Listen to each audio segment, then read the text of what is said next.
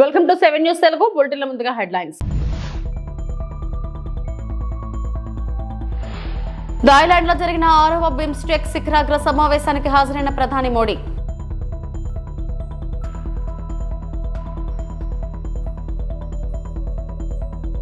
ముగిసిన ఏపీ మంత్రివర్గ సమావేశం, కీలక అంశాలకు ఆమోదం.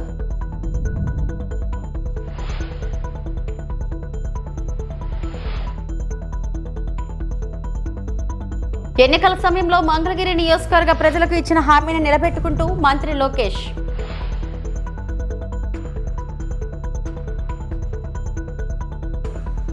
గచ్చిబౌలి భూములను ఎవరూ కొనవద్దు, బీఆర్ఎస్ ప్రభుత్వం వచ్చాక వెనక్కి తీసుకుంటాం, మాజీ మంత్రి కేటీఆర్.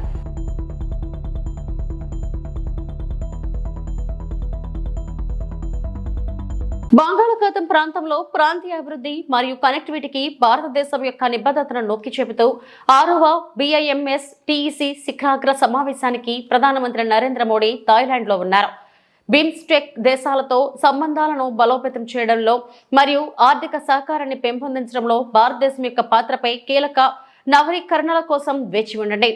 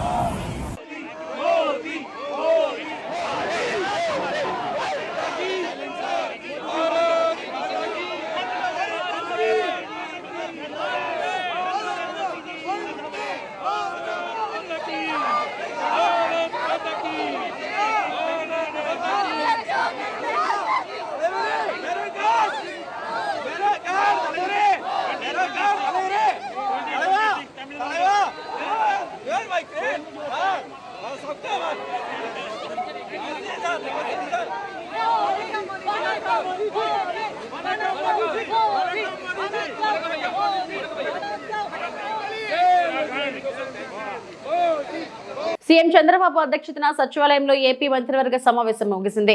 ఈ సమావేశంలో పలు కీలక అంశాలకు ఆమోదం తెలిపారు.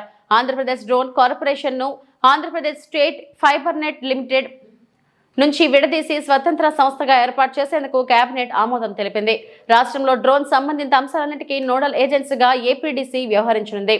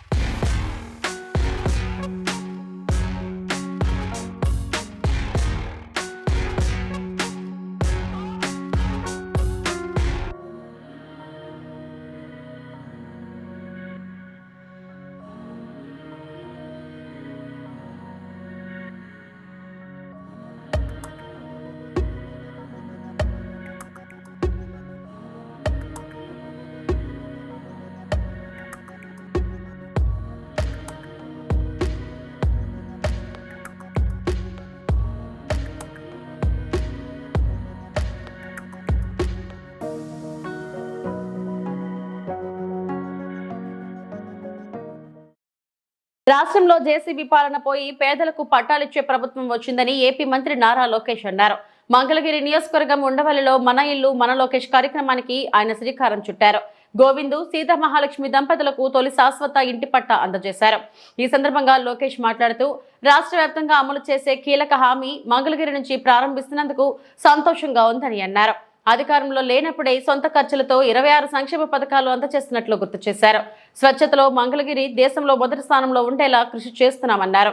ఇటీవల మంత్రివర్గం సమావేశంలో ఆమోదం పొందిన 100 పడకల ఆసుపత్రికి త్వరలో శంకుస్థాపన చేస్తామన్నారు. అంతిమంగా ప్రజలకు ఎలాంటి ఇబ్బందులు లేకుండా చేయడమే లక్ష్యమని తెలిపారు. 2.5 దశాబ్దాల కలను ఎన్డీఏ ప్రభుత్వం నెరవేర్చిందని చెప్పారు. విజనరీకి ప్రిజనరీకి చాలా తేడా ఉందని వ్యాఖ్యానించారు.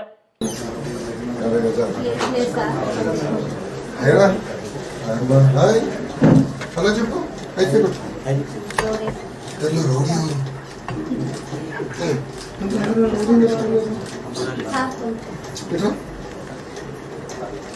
పేరేంటమ్మా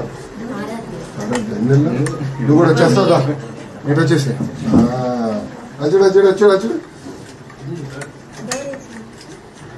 బాయ్ చెప్పేసి వెళ్ళిపోదాం. బాయ్ వచ్చేస్తావు నాతో పెడతారా పూజ? Thank you.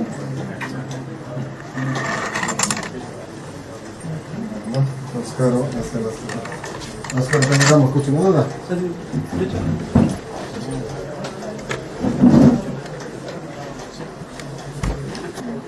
ఎప్పుడు వచ్చారు ఇక్కడికి? అసలు మీరు మంగళగిరి ఒరిజినల్ ఎక్కడి నుంచి అమ్మా మీరు? దుగ్గిరాలా? దుగ్గిరాల ఎక్కడన్నా?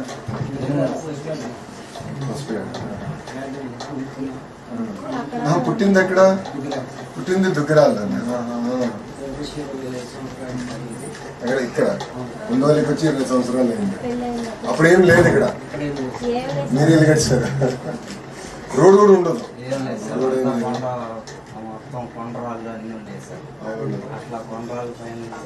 కొంచెం టైం పడుతుంది. మిగతా అంతా నేను చేస్తాను. అది 2-3 సంవత్సరాలు పడినా వదిలేండి. అదొకటి నేను టైం పడుతున్నాను.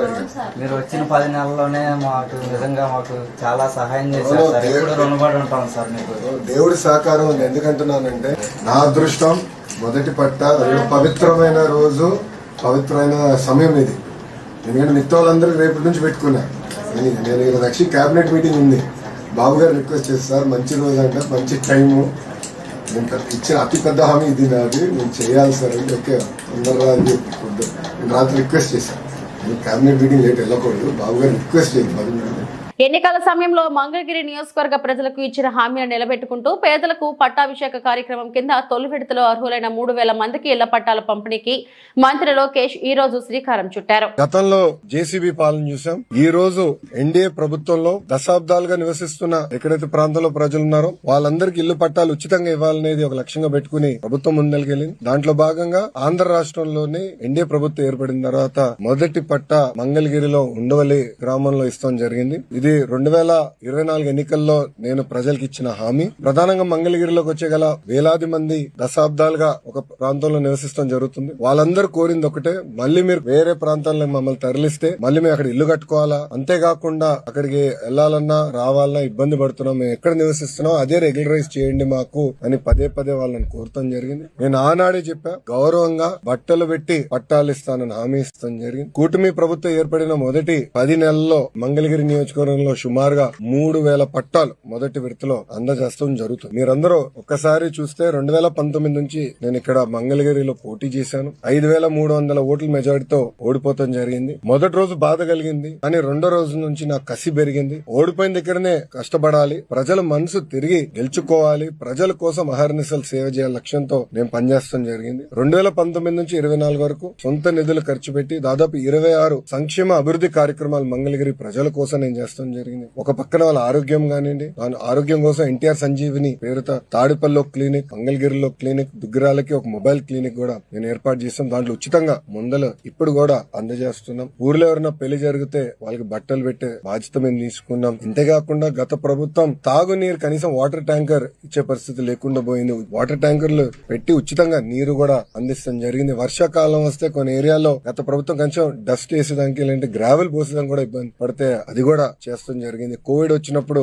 ఆక్సిజన్ అందజేస్తాం, టెలిమెడిసిన్ కానివ్వండి, ఇదంతా చేసుకుంటా వచ్చాం. ఇట్లా 26 సంక్షేమ అభివృద్ధి కార్యక్రమాలు చేస్తాం జరిగింది. అన్నట్టు స్పోర్ట్స్ పెద్ద ఎత్తున మంగళగిరి ప్రీమియర్ లీగ్ తో చేస్తాం జరిగింది. 3 రౌండ్లు చేశాం. ప్రతి గ్రామానికి ఒక కిట్ ఇచ్చి పిల్లల్లో పోటీ తత్వం పెంచి ఎక్కువ ఒక ప్రీమియర్ లీగ్ ఏర్పాటు చేయాలని చేశాం. అంతేకాకుండా ఒక ప్లే గ్రౌండ్ ఏర్పాటు చేసి ప్రాక్టీస్ గానీ ట్రైనింగ్ కూడా ఆనాడు ఏర్పాటు చేస్తాం జరిగింది. ఇట్లా 26 కార్యక్రమాలు గతంలో చేశాం. 2024 ఎన్నికల్లో మంగళగిరి ప్రజలందరూ నేను కోరింది ఒకటే, ఏ మెజారిటీ అయితే నేను ఓడిపోయానో దాని పక్కన ఒక 0 పెట్టి అదే మెజారిటీతో నేను గెలిపించాలని నేను కోరాను. వాళ్ళందరికీ ఒకటే చెప్పాను, నాకు మీరు ఎంత ఎక్కువ మెజారిటీ ఇస్తే నాకు అంత బలం వస్తుంది, మీకోసం నేను పని చేయగలుగుతాను. అవసరమైతే అటు ముఖ్యమంత్రి గారితో ఇటు పవన్ అంతా కూడా నేను పోరాడి నిధులు తీసుకొచ్చి అభివృద్ధి చేస్తానని హామీ ఇస్తాం జరిగింది. ఎవరు ఊహించిన విధంగా ఆంధ్ర రాష్ట్ర చరిత్ర తిరిగి రాసింది మంగళగిరి. పొరపాటున కూడా కంచా గచ్చిబౌలి భూములను ఎవరూ కొనుగోలు చేయొద్దని, 3 ఏళ్ల తర్వాత బీఆర్ఎస్ ప్రభుత్వం వచ్చాక ప్రభుత్వం ఆ భూములను వెనక్కి తీసుకుంటుందని BRS working president Kalvakuntla Taraka Ramarao స్పష్టం చేశారు.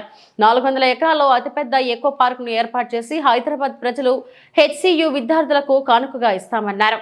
తెలంగాణ భవన్ లో ఆయన మీడియా సమావేశం నిర్వహించారు. ఈ సందర్భంగా ఆయన మాట్లాడుతూ, మా పార్టీ తరపున ఓ మాట ఇస్తున్నాం, 3 ఏళ్లలో ప్రభుత్వంలోకి వస్తున్నాం. ప్రభుత్వంలోకి వచ్చాక ఆ 400 ఎకరాలను హైదరాబాద్ తెలంగాణలోనే అతిపెద్ద ఎకో పార్క్ గా ఏర్పాటు చేస్తామని ఇప్పుడే మేము స్పష్టం చేస్తున్నాం. ఎవరైనా రేవంత్ రెడ్డి విసిరే బిస్కెట్లకు ఆశపడి, రేవంత్ రెడ్డి చెప్పే మాటలకు ఆశపడి ఆ ల్యాండ్ లో 1 ఇంచు కొనుగోలు చేసినా తిరిగి వెనక్కి తీసుకుంటామని స్పష్టం చేశారు. కానీ ఈ ప్రభుత్వ వైఖరి ఎట్లా ఉంది? ఆందోళనలు చేస్తున్న విద్యార్థులను పట్టుకుని గుంటనక్కలు, అక్కడ జింకలు లేవు, గుంటనక్కలు ఉన్నాయని స్వయంగా ముఖ్యమంత్రి గారు మాట్లాడుతున్నారు. ఇంకొక మంత్రి గారు అయితే పేమెంట్ బ్యాచ్ అని చెప్పి విద్యార్థులను చిన్నగా చేసే విధంగా, వాళ్ళని అల్పంగా చూపే విధంగా ఇంకొక మంత్రి గారు నోరు బారేసుకుంటారు. ఉప ముఖ్యమంత్రి గారు అక్కడ జంతువులే లేవు, అదంతా ఏఐ జనరేటెడ్, ఆర్టిఫిషియల్ ఇంటెలిజెన్స్ ద్వారా జనరేట్ అయిన ఇమేజెస్ అని తన కృత్రిమ మేధస్సును ఆయన బయట పెట్టుకున్నాడు.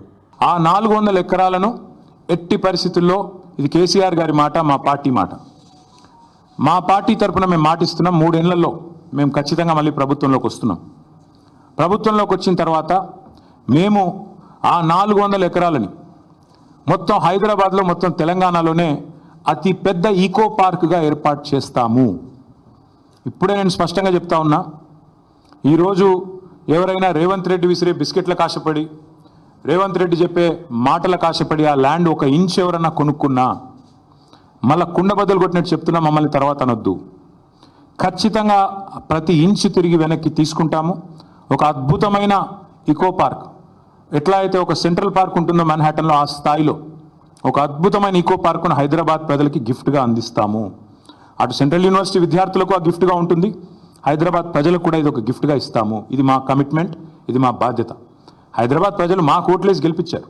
మొన్నటి ఎన్నికల్లో కూడా ఏకపక్షంగా కాంగ్రెస్కి 1 సీట్ ఇవ్వకుండా గెలిపించారు. So we are committed to protecting environment in the city of Hyderabad, in the state of Telangana. ఆ 400 ఎకరాలు పొరపాటున కూడా ఎవరు కొనవద్దు. కొంటే మీరు నష్టపోతారు, మమ్మల్ని తర్వాత తప్పుపడ్డద్దు. ప్రభుత్వంలోకి వచ్చిన తర్వాత కాదు, 3 ఏళ్ల ముందు చెప్తున్నాము, మమ్మల్ని తర్వాత అనవద్దు. ముందే చెప్తున్నాము, ఈ ప్రభుత్వం రియల్ ఎస్టేట్ విస్తరణ కాంక్షతో పనిచేస్తోంది. మేము మాత్రం భవిష్యత్ తరాల కోసం ఆలోచిస్తున్నాము. A politician thinks about next election, a statesmen thinks about next generation. అందుకే మా నాయకుడు కేసీఆర్ గారు చెప్పారు, వచ్చే తరాల కోసం ఆలోచించాలి ఆ 400 ఎకరాలు. ఎందుకంటే మొన్నటిదాకా కోర్టు డిస్ప్యూట్లో ఉంది కాబట్టి మేమే కొట్లాడినాం కోర్టులో కూడా. ప్రైవేట్ వ్యక్తులది కాదు, ఆ ల్యాండ్ ప్రభుత్వాన్ని మేము కొట్లాడుతూనే ఆ ల్యాండ్ తిరిగి ప్రజలకు వచ్చింది. ఇవాళ అదేదో రియల్ ఎస్టేట్ కింద అమ్ముకోవడానికి కాదు మేము కొట్లాడింది. ఆ ప్రాంతంలో పర్యావరణ పరిరక్షణ జరగాలి, ఆ ప్రాంతంలో ఒక అర్బన్ లంగ్ స్పేస్ ఉండాలి. ఢిల్లీ మాదిరిగా మన నగరం మారొద్దు. ఢిల్లీలో ఎట్లయితే ఎయిర్ క్వాలిటీ దెబ్బతిని ఇవాళ మాస్కులు వేసుకొని తిరిగే పరిస్థితి వచ్చిందో, ఎయిర్ క్వాలిటీ డేంజరస్ లెవెల్స్గా ఉంది అని చెప్పి ఇవాళ వివిధ దేశాలు. అంబేద్కర్ కోనసీమ జిల్లా కొత్తపేట నియోజకవర్గం హఠాన్మరణం పొందిన ఉపాధ్యాయుడు ఆనందరావు కుటుంబానికి యూటీఎఫ్ ఆధ్వర్యంలో 3 లక్షల చెక్ అందజేసిన ఎమ్మెల్యే బండారు ఆలమూరు మండలం నర్సపూడి జిల్లా ప్రజా పరిషత్ ఉన్నత పాఠశాల ఆంగ్ల ఉపాధ్యాయునిగా పనిచేస్తూ అకాల మరణం చెందిన గొంగాడ ఆనందరావు కుటుంబ సభ్యులకు యూటీఎఫ్ కుటుంబ సంక్షేమ పథకంలో భాగంగా మండల శాఖ ఆధ్వర్యంలో సమకూర్చిన 3 లక్షల రూపాయల చెక్కును కొత్తపేట ఎమ్మెల్యే బండారు సత్యానందరావు చేతుల మీదుగా కుటుంబ సభ్యులకు అందజేశారు. ఈ సందర్భంగా ఎమ్మెల్యే బండారు మాట్లాడుతూ యూటీఎఫ్ ఆధ్వర్యంలో చేసే సహాయక కార్యక్రమాలు, కష్టకాలంలో వారు ఆదుకునే సేవా కార్యక్రమాన్ని ఆయన ప్రత్యేకంగా అభినందించారు. ఈ కార్యక్రమంలో ఉపాధ్యాయులు గౌతమి, నాయకులు తదితరులు పాల్గొన్నారు. ఫెడరేషన్ వారు ఈనాడు 3 లక్షల రూపాయల చెక్కుని నా చేతుల మీదుగా అందించే కార్యక్రమం చేపట్టడం, దానికి అధ్యక్షత వహించిన యూటీఎఫ్ అధ్యక్షులు శ్రీ శ్రీనివాస్ గారు, పెద్దలు గౌరవనీయులు శ్రీ దుర్గా స్వామినాయుడు గారు, సీనియర్ నాయకులు, పార్టీ నాయకులు శ్రీ ఈదల సత్యబాబు గారు, స్కూల్ కమిటీ చైర్మన్ పుష్పరావు గారు, ఎంఈఓ గారు, ఎంఈఓ 2 గారు, బాలాజీ గారు, పవన్ గారు, వారి ఆనందరావు వారి కుటుంబ సభ్యులు, వేదిక మీద ఉన్న తెలంగాణ రైతాంగ సాయుధ పోరాట యోధుడు దొడ్డి కొమరయ్య జయంతి సందర్భంగా తెలంగాణ భవన్ లో ఆ మహనీయుని చిత్రపటానికి బీఆర్ఎస్ వర్కింగ్ ప్రెసిడెంట్ కేటీఆర్ మరియు పార్టీ నాయకులు ఘన నివాళులు అర్పించారు.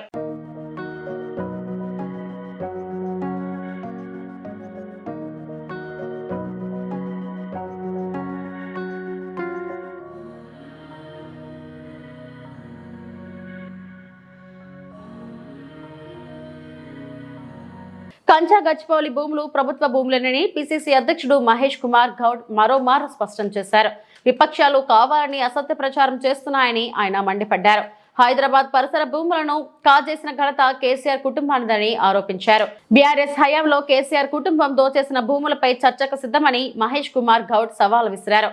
బండి సంజయ్ వ్యాఖ్యలపై మంత్రి పొన్నం ప్రభాకర్ ఘాటుగా స్పందించారు. రాష్ట్రాలకి అధికారం ఇస్తే 24 గంటల్లో బీసీ రిజర్వేషన్ చేసి చూపుతామని స్పష్టం చేశారు.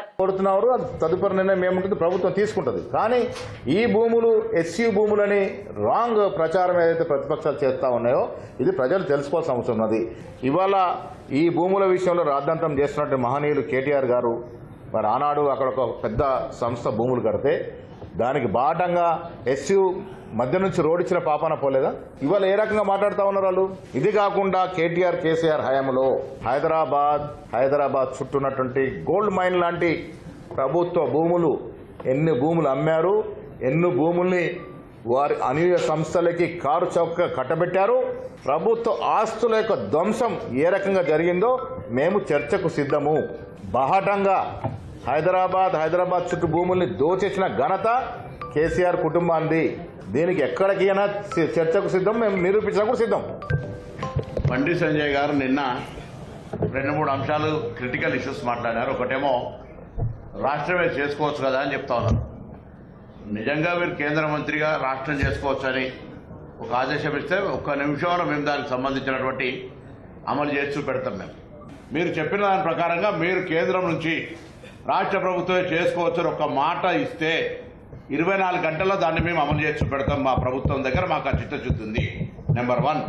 ఇవాళ బండి సంజయ్ గారు, కిషన్ రెడ్డి గారు, అరవింద్ గారు, లక్ష్మణ్ గారు, ఈటల రాజేందర్ గారు, వాళ్ళిద్దరు మంత్రులు, వీరు 3 బలహీన వర్గాల బీజేపీ నాయకులు తెలంగాణ నుంచి ఇవాళ మాట్లాడుతూ ఉన్నారు. ముస్లింలకు సంబంధించి ఇప్పటిదాకా మీరు కూడా ముస్లింలకు సంబంధించి ఒకవేళ నిజంగానే మీరు అంత వ్యతిరేకంగా ఉంటే, ముస్లింలకు రిజర్వేషన్ వర్తించొద్దు భారతీయ జనతా పార్టీ నాయకత్వం అనుకుంటే, మీరు ఇస్తున్న 10% ఈడబ్ల్యూఎస్లో ముస్లింలు ఉన్నారు కదా, మీరే చట్టం చేశారు కదా 10%లో 10% ఈడబ్ల్యూఎస్లో ముస్లింలు కాదని మీరు రిజర్వేషన్ ఇస్తా ఉన్నారా? చెప్పండి ధైర్యంగా. ఇవాళ ఎందుకు మీరు దాని గురించి మాట్లాడతలేరు? మాట్లాడితే మీకు మళ్ళీ ఎంతసేపు పోతురా మతతత్వం. అరే మీరు ఆంధ్రప్రదేశ్లో పొత్తుండి మీ రాజకీయంగా భారతీయ జనతా పార్టీ తెలుగుదేశం పొత్తున్న రాష్ట్రంలో కూడా ఇలా 4% రిజర్వేషన్ అమలు అవుతుంది. మీరు దాన్ని తీసేయగలిగే దమ్ముందా? ఆర్థిక పరమైన అంశాల మేరకే రిజర్వేషన్ ఇస్తారు, వాటి ప్రకారంగా చేయమని అడుగుతా ఉన్నాం. అందులో కూడా తెలంగాణలో ఉన్నటువంటి వివిధ కులాలు 139 కులాల పైన ఉన్నటువంటి వాళ్ళకు ABCDGగా ఇవ్వబడ్డది. దాని ప్రకారంగా ప్రపోర్షనేట్గా రిజర్వేషన్ వస్తుంది. దాన్ని అర్థం చేసుకోకుండా 10% వాళ్ళకే ఇస్తున్నాడు ఒక రాంగ్ ప్రాపకండా. ఒక కేంద్ర మంత్రి బాధ్యత కలిగినటువంటి మాట్లాడే మాటలు. బూడిద లారీలను అడ్డుకున్న గ్రామస్తులు అనకాపల్లి జిల్లా పరవాడ మండలం పెదముష్టివాడ పంచాయతీ గండివానిపాలెంలో పరిమితికి మించి రోడ్లపై వెళుతున్న బూడిద లారీలను గ్రామస్తులు అడ్డుకున్నారు. ఈ సందర్భంగా నందవరపు శ్రీనివాస్ మాట్లాడుతూ ఈ మార్గం గుండా Simhadri NTPC Hinduja power plant నుంచి బూడిదని పరిమితికి మించి వందలాది లారీలు యాష్ ను లోడ్ చేసుకుని ఈ మార్గంలో తిరుగుతున్నాయని, హెవీ వెహికల్స్ అధిక లోడ్ వేయడమే కాకుండా పరదాలు పూర్తిగా కప్పకుండా వేగంగా వెళ్లడం వల్ల బూడిద రోడ్ల గుండా వెదజల్లుతూ తిరుగుతున్న లారీల వల్ల ప్రజలు తీవ్ర ఇబ్బందులకు గురవుతున్నారని మండిపడ్డారు. ఈ బూడిద వల్ల గొంతు, కళ్ళు మంటలు రావడంతో హాస్పిటల్ గురవుతున్నారని అన్నారు. రోడ్డు ప్రక్కన బ్రతుకు తెరువు కోసం పెట్టుకున్నటువంటి టీ, టిఫిన్, భోజన హోటల్స్ కి ఈ యాష్ పౌడర్ వల్ల కస్టమర్లు రాకపోవడంతో చిరు వ్యాపారస్తులు ఆందోళన చెందుతున్నారని అన్నారు. ఇప్పటికైనా సంబంధిత అధికారులు ఈ బూడిద లారీలను వెంటనే నిలిపివేయాలని గ్రామస్తులు డిమాండ్ చేశారు. లేని పక్షంలో గ్రామస్తులంతా పెద్ద ఎత్తున రోడ్లపైకి వచ్చి నిరసన కార్యక్రమం చేపడతామని హెచ్చరించారు. యాక్సిడెంట్ అయిపోయి ఇంకా అది అనారోగ్యాలు పాలుతూ ప్రతి ఒక్కరు కూడా చాలా ఇబ్బంది పడుతున్నారు. దయచేసి మీరందరూ దీనికి అంతా ఒక కొలుక్కి తీసుకొచ్చి మా విలేజ్ నుంచి లారీలు కూడా రాకుండా చేసి ఆ పైనుంచి ఎలా అనకాపల్లి నుంచి అంతకుముందు ఎలాగా చేశారో అలా కూడా అనకాపల్లి నుంచి హైవే రోడ్ నుంచి లారీలు పంపిస్తారని మరి కోరుతున్నాము. అలాగే ఈ యొక్క చాలా ఇబ్బంది పడుతున్నాం. ఈ యొక్క దీనికి మన స్థానిక ఎమ్మెల్యే గారు పూర్తిగా బాధ్యత వహించి దీనిని ఒకసారి మాకు ఇది ప్రాబ్లమ్స్ని ఈ యొక్క చాలా ఇబ్బంది పడుతుంది అన్నిటి మీరు దయించి ఒకసారి మమ్మల్ని ఉద్దేశించి ఒకసారి మీరు ఖండించి దీన్ని ఒకసారి మన లారీలు కూడా ఇలా రాకుండా మీరు చేస్తారని మన స్థానిక ఎమ్మెల్యే గారు మన పంచగాల రమేష్ బాబు గారిని కోరుతున్నాం. బుగ్గు వల్ల నా కొడుకుకి అసాధ్యం జరిగింది బాబు, లారీ గుద్దింది నాయన. నా కొడుకు న్యాయం జరిగేలా చెయ్యండి బాబు. ఈ రోడ్డు మీద తిరుపతి జిల్లాలోని శ్రీకాళహస్తీశ్వర ఆలయాన్ని సినీ నటి పూజా హెగ్డే దర్శించుకున్నారు. కుటుంబ సభ్యులతో ఆమె రాహుకేత సర్పదోష నివారణ పూజలు చేయించారు. అనంతరం శ్రీ వాయులింగేశ్వర స్వామి సమేత శ్రీ జ్ఞాన ప్రసూనాంబిక దేవిని దర్శించుకున్నారు. వేద పండితులు పూజా హెగ్డేకు ఆశీర్వచనం చేసి తీర్థ ప్రసాదాలను అందజేశారు.